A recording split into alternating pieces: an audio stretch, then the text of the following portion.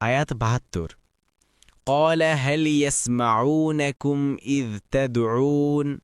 অনুবাদ, তিনি বললেন, তোমরা যখন আহ্বান করো তখন তারা তোমাদের আহ্বান শোনে কি?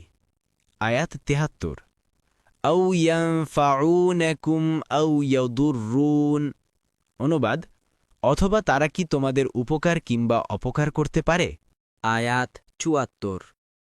قالوا بل وجدنا آباءنا كذلك يفعلون।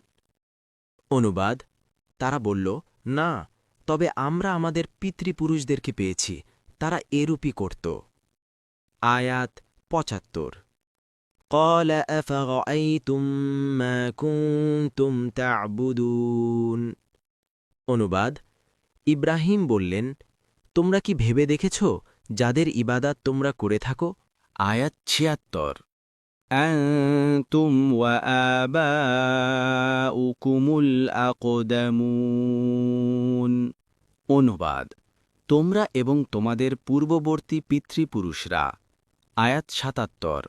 فإنهم عدو لي إلا رب العالمين।